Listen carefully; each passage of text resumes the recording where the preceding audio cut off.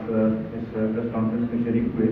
جیسا کہ طارق خان نے آپ کو بتایا کہ آج ہم فیڈرل جو بجٹ پیش ہوا ہے اس کے اوپر اپنی پارٹی کا موقف دینا چاہ رہے ہیں. ہم یہ سمجھتے ہیں تو کہ ہمارے صوبے کے ساتھ اور خاص کر سب چھوٹے صوبوں کے ساتھ یہ ایک بہت بڑی زیادتی ہے کہ 2009 کے بعد NFC ایوارڈ نہیں ہوا. جو 7واں NFC ایوارڈ تھا اس کے بعد 2009 میں ہوا تھا. اس کے بعد 8ویں کی تشکیل ہوئی لیکن وہ بھی کسی نتیجے پہ پہنچ نہ سکا. 9ویں کی تشکیل ہوئی وہ بھی کسی نتیجے پہ پہنچ نہ سکا. اور 10ویں کی اب تشکیل ہو چکی ہے اور تقریباً اس کو بھی سال گزر گیا ہے لیکن ابھی تک کوئی نتیجہ نہیں نکلا. اور ہم یہ سمجھتے ہیں کہ جب تک NFC ایوارڈ نہیں ہوگا اس تک چھوٹے صوبوں کے وسائل میں بھی اضافہ نہیں ہوگا. اور یہ اس وقت کی ضرورت ہے کہ جلد سے جلد NFC ایوارڈ ہو. اس کے ساتھ جڑا ہوا ہمارے صوبے کے حوالے سے جو مرج ڈسٹرکٹس کی 3% ہے وہ بھی اس کے ساتھ ہی جڑا ہوا ہے. تو اس حوالے سے بھی ہم سمجھتے ہیں کہ NFC ایوارڈ کا نیا NFC ایوارڈ کا ہونا لازمی ہے. اور یہ اس حکومت کی ایک لحاظ سے ناکامی ہے کہ ابھی تک انہوں نے نیا NFC ایوارڈ نہیں دیا ہے. جو وفاقی بجٹ 11 تاریخ کو پیش کیا گیا میں تو سمجھتا ہوں کہ یہ دراصل مفروضوں کے اوپر بنایا گیا ہے. اس میں سب سے بڑا مفروضہ تو یہ ہے کہ جی IMF کے ساتھ ہمارے مذاکرات چل رہے ہیں اور اس میں کچھ ایشوز کے اوپر دونوں کے درمیان کوئی مفاہمت نہیں ہو رہی. خاص کر اس میں بجلی کی پرائسز انکریز کرنے کے حوالے سے اور پرسنل انکم ٹیکس انکریز کرنے کے حوالے سے. تو ہمارے فائنینس منسٹر صاحب نے ان کو یہ کہا ہے کہ جی آپ کا ریویو ستمبر اکتوبر میں ہوگا تو ہم یہ کر لیتے ہیں کہ ابھی ہم اپنا بجٹ پیش کر لیتے ہیں اور اگر ستمبر اکتوبر میں تک ہم آپ کو کنونس کر سکیں تو ویل اینڈ گڈ. اگر کنونس نہ کر سکے تو پھر ہم آپ کی شرائط مان لیں گے. تو یہ ایک تو دس از انڈیکیشن کہ جی down the road there are going to be many budgets and اس لحاظ سے یہ بھی مفروضے کے اوپر بیسڈ ہے. نمبر 2 جو پیٹرولیم لیوی انہوں نے وہ کیا کہ یہ تقریباً 610 ارب روپے پیٹرولیم لیوی انکریز کریں گے. اس کے بارے میں آپ بھی سن چکے ہیں اور زیادہ تر معاشی ماہرین نے بھی کہا ہے کہ پیٹرولیم لیوی جو انکریز ہے وہ تبھی ہو سکتی ہے کہ جب اس کو پیٹرولیم پرائسز کو 20 سے 25 روپے انکریز کریں گے. اس میں بھی انہوں نے اب ایک مفروضے کے اوپر ایک وہ کر رہے ہیں بیس کر رہے ہیں اس کو کہ جی کچھ تو ہمارا سعودی عرب کے ساتھ مذاکرات چل رہے ہیں اور ہم اس کے انتظار میں ہیں کہ وہ ڈیفرڈ پیمنٹ کی ایک ان کے ساتھ ایگریمنٹ ہو جائے گا. اور ساتھ میں یہ ایک وہ ہے کہ جی شاید امریکہ اور ایران کے تعلقات بہتر ہو جائیں تو اس سے پیٹرولیم پرائسز جو ہے وہ ڈکریز ہو جائے گی تو اس کا اثر لوگوں کے اوپر نہیں پڑے گا. خود فائنینس منسٹر صاحب اگری کرتے ہیں اور یہ انہوں نے یہ وہ کیا ہے کہ جی اگر 20 سے 25 روپے اس کو ہم انکریز کریں گے تو یہ انفلیشنری ہوگا اور اس سے انفلیشن میں اضافہ ہوگا. تو ہم اس کو بھی ایک مفروضے کے اوپر سمجھتے ہیں. اب ایران کے اور امریکہ کے تعلقات کا ان کو کس طرح اندازہ ہے کہ یہ اسی سال میں ٹھیک ہو جائیں گے. میرے خیال میں یہ تو کوئی بھی نہیں پریڈکٹ کر سکتا اس لحاظ سے. تو اس حوالے سے ہم سمجھتے ہیں کہ یہ مفروضوں کے اوپر ہی مبنی ہے. ویسے بھی اگر آپ دیکھیں تو 3 سالوں میں چوتھا بجٹ ہے, چوتھے وزیر خزانہ ہیں. اب جا کے یہ کہتے ہیں کہ جی معاشی حالات بہتر ہو گئے ہیں اور جو نیا اسپن دینے کی کوشش کر رہے ہیں، وہ کہہ رہے ہیں کہ جی حالات بہتر ہو گئے ہیں اور انڈیکیٹرز بہتر ہو رہے ہیں اور ہم سخت حالات سے گزر گئے. اگر واقعی اسی بات تھی، فرض کریں ہم 1 منٹ کی اس کو مان بھی لیتے ہیں، تو پھر تو یہ پچھلے فائنانس منسٹرز کا کارنامہ تھا، کیونکہ اس فائنانس منسٹر نے تو اب جا کے بھی پالیسی دینی ہے، تو پھر تو پرانے والے بہتر تھے. یہ اس کی پھر کیا ضرورت تھی کہ اس کو لائیں؟ پھر تو پرانے کو ہی چلانا چاہیے تھا. دوسرا، اس سے آپ اندازہ کر لیں کہ پی ٹی آئی وزیر اعظم سلیکٹڈ وزیر اعظم صاحب جب بھی اٹھتے ہیں تو کہتے ہیں کہ جی پچھلی حکومتوں کی وجہ سے ہمیں زیادہ مشکلات ہیں اور پچھلی حکومتوں کی پالیسیز کی وجہ سے. یہ دوسرے فائنانس منسٹر ہیں جو پچھلی حکومت کے یہ لائے ہیں.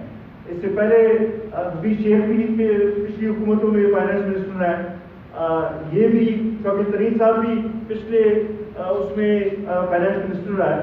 تو پھر آپ کس طریقے سے اور حکومتوں کے اوپر الزام لگا سکتے ہیں یا ان کے اوپر انگلی اٹھا سکتے ہیں جب انہیں کی فائنانس منسٹرز کو آپ لا کے اپنی فائنینشیل مینجمنٹ کے لیے ان کو آپ رکھنے ہیں؟ تو یہ بھی ایک کھلا تضاد ہے جو کہ اس میں موجود ہے. ہم تو یہ سمجھتے ہیں کہ جب سے یہ حکومت آئی ہے، کبھی آٹے کا بحران آتا ہے، کبھی چینی کا بحران آتا ہے، کبھی پیٹرولیم مصنوعات کا بحران آتا ہے، کبھی ایک چیز کا بحران ہوتا ہے، کبھی دوسری چیز کا بحران ہوتا ہے. یہ حکومت ہی بحرانوں کی حکومت ہے، اور وزیر اعظم صاحب لگ یہ رہے ہیں کہ بحران خان بن چکے ہیں. وہ ملک کو چلانے میں ابھی تک کامیاب نہیں ہو سکے اور انہوں نے عوام کو اس لحاظ سے ریلیف نہیں دی.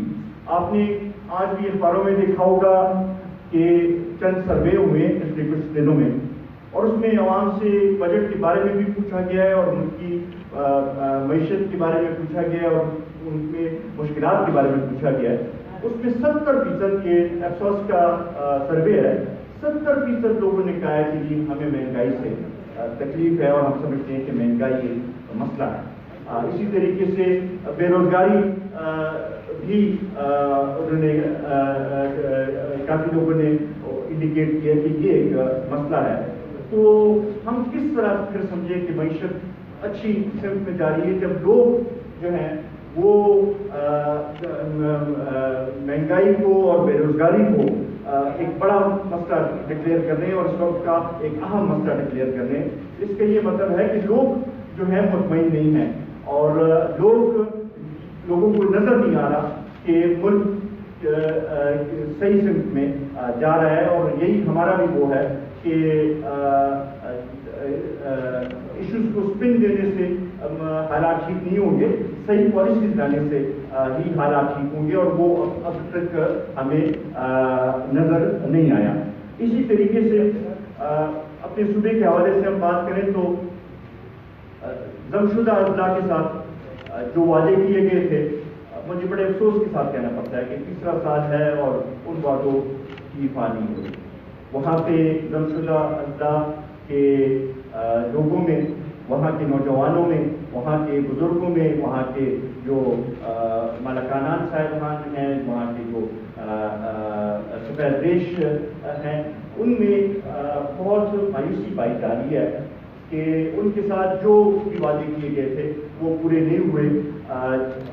نہ جو 3% انڈسٹری کا بات ہوئی تھی یا 100 ارب اگلے 10 سالوں کے لیے ڈیولپمنٹ کے لیے دینے کی بات ہوئی تھی، نہ اس کے اوپر عمل کیا گیا ہے. اس سال بھی 54 ارب رکھے گئے ہیں، پچھلے سال بھی 50 کے قریبی ارب رکھے گئے تھے، اس سے پہلے بھی. تو ایک سال بھی وہ 100 ارب والا وعدہ جو ہے وہ پورا نہیں کیا گیا، اور اس سے وہاں پہ مایوسی میں دن بدن اضافہ ہو رہا ہے. پھر وہاں پہ جو ایڈمنسٹریٹو اسٹیپس لینے کی ضرورت ہے وہ بھی ہمیں نظر نہیں آ رہے، اور وہاں کے جو لیویز کا مسئلہ ہے، اقتدار کا مسئلہ ہے، وہ بھی اسی طریقے سے موجود ہے. وہاں پہ پولیسنگ نظام کا جو مسئلہ ہے وہ بھی اسی طریقے سے موجود ہے. جو گورنمنٹ سول ब्यूरोक्रेसी ने जो स्टेप्स लेने हैं और वहाँ पे जो निज़ाम बनाना है वो भी हमें उस तरीके से नज़र नहीं आ रहा। तो उस हवाले से फाटा के लोगों में मायूसी पाई जा रही है और इस बजट में भी कोई एक भी मेगा प्रोजेक्ट फाटा के लिए नहीं रखा गया, ना फाटा के लिए कोई इक़दाम की बात की गई है। मैं आज अखबार में वज़ीर आज़म साहब का बयान देख रहा था कि फाटा एक मर्जर जो है ये हमारी एक बहुत बड़ी कामयाबी है। फाटा मर्जर तो पिछली हुकूमत में सब पार्टियों ने कोशिश की थी और उसके नतीजे में हुआ था। अब तो वहाँ पे जो इम्प्लीमेंटेशन है वो आपको दिखाना है और उसमें आप नाकाम हो चुके हैं। तो ये आपकी कामयाबी किसी सूरत नहीं हो सकती। और वहाँ के लोगों में जो मायूसी पाई जा रही है और जिस तरीके से वहाँ पे रोजाना के बुनियाद पे इश्यूज उठ रहे हैं, तो इससे तो यही नजर आता है कि हुकूमत नाकाम हो चुकी है। तो आप इसको किस तरह अपनी एक अचीवमेंट डिक्लेयर कर रहे हैं। इसी तरीके से ये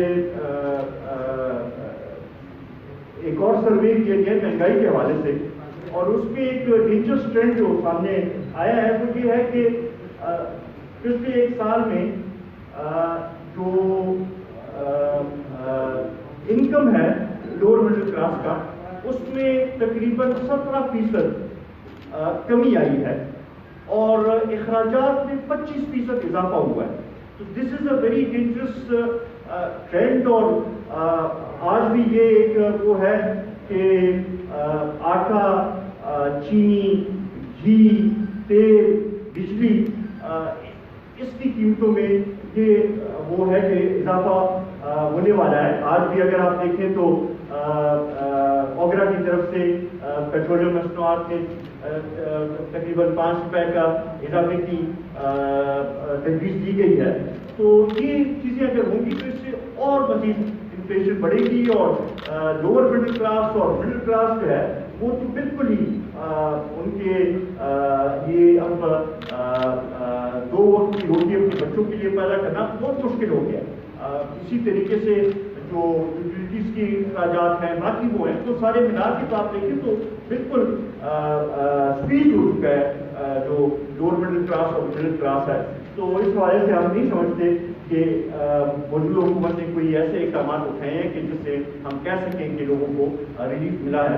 इसमें अगर रिलीफ मिला होगा तो कारखानदार तबके को मिला होगा, सरमायादार तबके को मिला होगा, आवाम को या गरीब को इसमें कुछ वो नहीं मिला। और इस हवाले से हम इसको एक अवाम दुश्मन बजट जो है वो करार देते हैं। इसी तरीके से जो तनख्वाहदार तबका है पहले से ही वो पिस भी रहा है और अब जो गवर्नमेंट सर्विस के लिए सिर्फ 10% इंक्रीज जो है हम इसको रिजेक्ट करते हैं और हम समझते हैं कि ये कम से कम 25 से 30% इजाफा इसमें होना चाहिए, क्योंकि ऑलरेडी 2 साल से इन्होंने इजाफा नहीं किया और खुद ये मानते हैं कि इन्फ्लेशन भी 13% से ऊपर है और खासकर फूड इन्फ्लेशन फिर 25% से ऊपर है। तो इनको चाहिए कि इस तरफ इसमें मजीद इजाफा किया जाए। इसी तरीके से फेडरल गवर्नमेंट की तरफ से हम तो ये समझते थे कि क्योंकि ज़्यादा जो सिलेक्टेड सीटें हैं वो भी हमारे सूबे से इनको मिली हैं, तो ये हमारे सूबे की तरफ तवज्जो देंगे। लेकिन बदकिस्मती से बाकी सारे सूबों का डेवलपमेंट बजट इंक्रीज कर दिया, सिर्फ हमारे उस पर 25 बिलियन का कट लगा के हमारा वो कम किया गया। तो इससे भी ये नजर आता है कि हमारे सूबे की तरफ कम से कम फेडरल गवर्नमेंट की तवज्जो नहीं है और वो उस लिहाज से हमारे मसाइल जो है उस तरफ तवज्जो नहीं दे रहे। इसी तरीके से एक और अहम इशू पिछले दिनों आपने देखा होगा कि सिंध हुकूमत ने भी इस इशू को उठाया, जो कि वाटर रिकॉर्ड के हवाले से था कि उनका ये क्लेम था कि उनको पूरा अपना शेयर नहीं मिल रहा। हमें तो पहले दिन से ही जब से 91 का रिकॉर्ड हुआ है पहले दिन से ही हमें अपना पूरा शेयर पानी का नहीं मिला और हमें जो 91 रिकॉर्ड के मुताबिक जो एलोकेशन थी वो 8.78 मिलियन लीटर फीट थी। ہمیں جو وڈرول جو یوٹیلائزیشن ہو رہی ہے وہ 5.97 MAF ہو رہی ہے، یعنی 2.81 MAF کی ہمیں کم پانی مل رہا ہے۔ پھر ساتھ ساتھ اس وقت یہ بھی ایک فیصلہ ہوا تھا کہ سب صوبوں کو فیڈرل گورنمنٹ ایک میگا اسکیم دے دی تاکہ وہ اپنے کنال سسٹم کو اور اپنے جو سسٹم ہے اس کو بہتر کر سکے۔ پنجاب کو وہ اسکیم مل گئی، سندھ کو مل گئی، بلوچستان کو مل گئی، ہم بہت خوش ہیں کہ ان کو مل گئی، لیکن ہمارے صوبے کو وہ اسکیم ابھی تک نہیں دی گئی۔ پچھلے جب 2016-17 میں I was the irrigation minister, تو ہم نے یہ بات اٹھائی تھی، اور اس وقت جب ہم نے کیلکولیشن کی تھی تو کوئی 200 ارب ہمارا اس وقت فیڈرل گورنمنٹ کے ذمہ بنتا تھا۔ اب تو یہ مزید اور بھی انکریز ہو گیا ہوگا۔ اور اس وقت کی فائنانس منسٹر ساردار صاحب سے میں نے اسی کے بدلے میں چشمہ رائٹ بینک کنال کا اسکیم جو ہے وہ PSDP میں ریفلیکٹ کرائی تھی، وہ بھی ان سے ڈراپ ہو گئی، اور وہ اسکیم بھی، اس کے اوپر بھی کام نہیں ہو سکا۔ آج چیف منسٹر صاحب کا بیان دیکھ رہا تھا کہ مارچ تک اس کی فیزیبلٹی کمپلیٹ کی جائے اور اس کے بعد پھر ہم وہ کریں گے۔ یہ تو ایک دفعہ ریفلیکٹ ہو چکا تھا، ان کو چاہیے تھا کہ یہ کسی صورت یہ نہ مانتے کہ اس کو ڈراپ کیا جائے۔ اور یہ ایک لحاظ سے میں سمجھتا ہوں کہ صوبائی حکومت نے کمزوری دکھائی ہے اور صوبائی حقوق کے اوپر سمجھوتا کیا ہے کہ ان سے یہ اسکیم جو ہے وہ ڈراپ ہوئی ہے۔ اسی طرح ابھی تک ہمیں آئل کی ایکسائز ڈیوٹی کے حوالے سے 1 روپیہ ابھی تک نہیں ملا۔